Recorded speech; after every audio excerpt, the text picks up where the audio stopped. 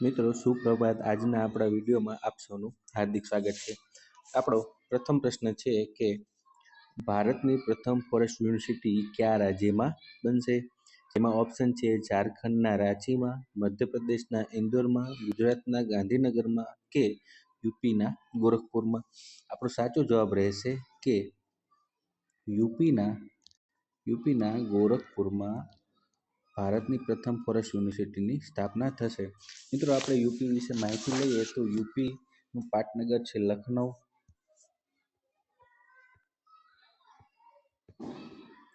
ત્યારબાદ છે તેના સીએમ છે યોગી આદિત્યનાથ તથા તેના ગવર્નર છે આનંદીબેન, જે આપણા ગુજરાતના નિવાસી છે। ત્યારબાદ યુપીની રાજ્યસભાની સીટો જોઈએ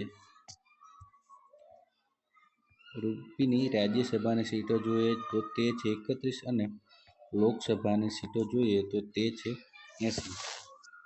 મિત્રો, નેક્સ્ટ ક્વેશ્ચન કે વ્હીલચેર પર ઉડાન કરનાર પ્રથમ અવકાશયાત્રી કોણ બન્યું? આપણા ઓપ્શન છે ક્રિશ્ચિયન જ્યોર્જ, ડેનિયલ બુશ, મિખાઇલ બેથાઉલ। મિત્રો, આપણો સાચો જવાબ રહેશે મિખાઇલ બેથાઉલ। મિખાઇલ બેથાઉલ વિશે વાત કરીએ તો તે જર્મનીના નિવાસી છે અને એક મહિલા છે। તેઓ અવકાશમાં યાત્રા કરવા માટેનો મોટા સપના જોવાવાળા વ્યક્તિ છે, છતાં તેમને પગમાં ઈજા થવાથી તેઓ ચાલી શકતા ન હતા, એટલા માટે તેઓ વ્હીલચેર પર અવકાશયાત્રી કરવાવાળી પ્રથમ વ્યક્તિ બન્યા। મિત્રો, નેક્સ્ટ ક્વેશ્ચન છે કે ભારતમાં હાલમાં કઈ કંપનીએ પોતાનું ક્રેડિટ કાર્ડ લોન્ચ કર્યું? આપણા ઓપ્શન છે માઇક્રોસોફ્ટ, પેપલ, ગૂગલ કે એમેઝોન। આપણો સાચો જવાબ રહેશે કે ગૂગલે ભારતમાં પ્રથમ ક્રેડિટ કાર્ડ લોન્ચ કર્યું। ગૂગલે એક્સિસ બેંકના સહયોગથી આ ક્રેડિટ કાર્ડ લોન્ચ કર્યું છે। ગૂગલ વિશે વાત કરીએ તો ગૂગલનું હેડક્વાર્ટર છે કેલિફોર્નિયા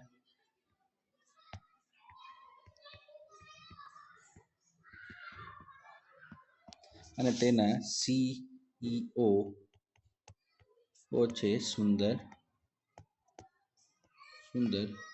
પિચાઈ, જે ભારતના મૂળ નિવાસી છે।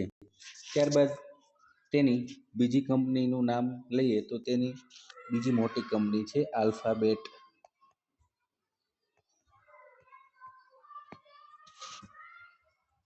નેક્સ્ટ ક્વેશ્ચન ઉપર જઈએ તો ટ્રાવેલ્સ અને લેઝર ઇન્ડિયા અને સાઉથ એશિયા એવોર્ડ 2025માં શ્રેષ્ઠ ડોમેસ્ટિક એરલાઇન્સ એવોર્ડ કઈ એરલાઇન્સે જીત્યો છે? આપણા ઓપ્શન છે સ્પાઇસજેટ, ઇન્ડિગો કે એર ઇન્ડિયા। તો સાચો જવાબ રહેશે એર ઇન્ડિયાએ આ એવોર્ડ પોતાના નામે કર્યો। એર ઇન્ડિયાની વાત કરીએ તો એર ઇન્ડિયા જે ટાટા ગ્રુપ તેની માલિકી ધરાવે છે। હાલમાં પેસેન્જરોને ખૂબ જ તકલીફ આપેલી છે તે કંપની, અને પોતાના પાયલોટને પણ પૂરતો આરામ ન આપવા માટે ઘણી બધી ફ્લાઇટો રદ કરી તે હાલમાં લાઇમલાઇટમાં છે। તે કંપનીનું નામ છે ઇન્ડિગો। મિત્રો, નેક્સ્ટ ક્વેશ્ચન ઉપર જઈએ એ પહેલાં આપને જણાવી દઉં કે જો આપને મારું કન્ટેન્ટ પસંદ આવતું હોય તો વિડીયોને લાઇક કરો, તમારા મિત્રો સુધી શેર કરો અને પ્લીઝ ચેનલને સબસ્ક્રાઈબ કરો, તો જલ્દીથી જલ્દી આપણો ચેનલ મોટી થઈ જાય। ત્યારબાદ નેક્સ્ટ ક્વેશ્ચન ઉપર જઈએ તો હાલમાં પરમવીર ગેલેરીનું ઉદ્ઘાટન ક્યાં થયું હતું? આપણા ઓપ્શન છે રાષ્ટ્રપતિ ભવન, સંસદ, જવાહરલાલ નહેરુ મેમોરિયલ કે કારગિલ મ્યુઝિયમ। મિત્રો, આપણો સાચો જવાબ રહેશે રાષ્ટ્રપતિ ભવનમાં શ્રીમતી દ્રૌપદી મુર્મુએ આ પરમવીર ગેલેરીનું ઉદ્ઘાટન કર્યું, જ્યાં બ્રિટિશરો ઓફિસરોના જે ફોટોગ્રાફ્સ હતા તે હટાવીને ભારતના પરમવીર ચક્રધારી જે ઓફિસરો છે તેની છબીઓ ત્યાં રાખવામાં આવી। દ્રૌપદી મુર્મુ વિશે વાત કરીએ તો ભારતની પ્રથમ મહિલા જે ટ્રાઇબલમાંથી પ્રાઇમ મિનિસ્ટર સુધી બન્યા છે તે ભારતની પ્રથમ મહિલા છે અને તે ભારતના 15મા રાષ્ટ્રપતિ તરીકે પોતાની ફરજ નિભાવી રહ્યા છે. ત્યારબાદ નેક્સ્ટ ક્વેશ્ચન છે, હાલમાં કયા રાજ્યમાં હેટ સ્પીચ અને હેટ ક્રાઇમ પ્રિવેન્શન બિલ 2025 પસાર કરનાર પ્રથમ રાજ્ય બન્યું? આપણા ઓપ્શન છે તમિલનાડુ, આંધ્રપ્રદેશ, કર્ણાટક કે ઓડિશા. તો આપણો સાચો જવાબ રહેશે કર્ણાટક. મિત્રો, કર્ણાટક વિશે વાત કરીએ તો ત્યાંના સીએમ છે સિદ્ધારમૈયા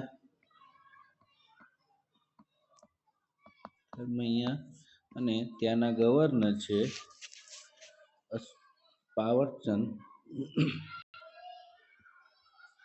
ગેહલોત.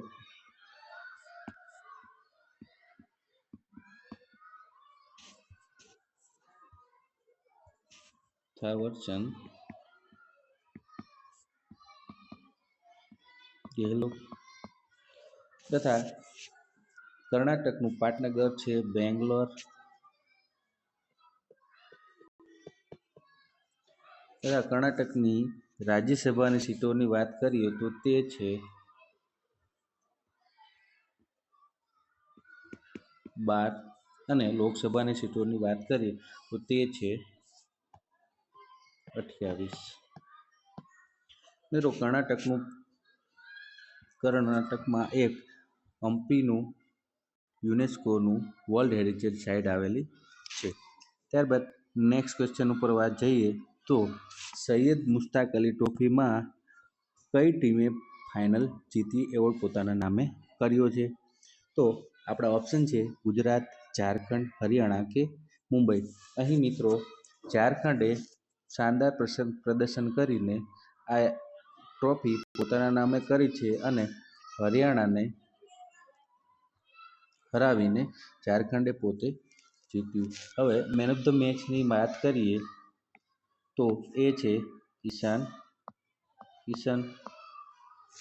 ત્યારબાદ નેક્સ્ટ ક્વેશ્ચન ઉપર જઈએ તો પીએમ નરેન્દ્ર મોદીને સર્વોચ્ચ નાગરિક સન્માન આપનાર ઓમાન કેટલામો દેશ બન્યો? મિત્રો, આપ સૌને ધ્યાન છે કે નરેન્દ્ર મોદીએ જે દેશમાં જાય છે ત્યાં દેશનું સર્વોચ્ચ નાગરિક સન્માન એવોર્ડ લઈને જ આવે છે. તો તે કેટલામો દેશ બન્યો છે? આપણો સાચો જવાબ રહેશે 28મો. નરેન્દ્ર મોદીને કુલ 28 દેશોએ પોતાના સર્વોચ્ચ નાગરિક સન્માન તરીકે તેમને સન્માનિત કરવામાં આવ્યા છે. મિત્રો, અહીં આપણો વિડીયો પૂરો થાય છે. જો નવા મિત્રો છો તો ચેનલને પ્લીઝ સબસ્ક્રાઈબ કરો અને નોટિફિકેશનને ઓન કરી દો. જય હિન્દ, જય ભારત.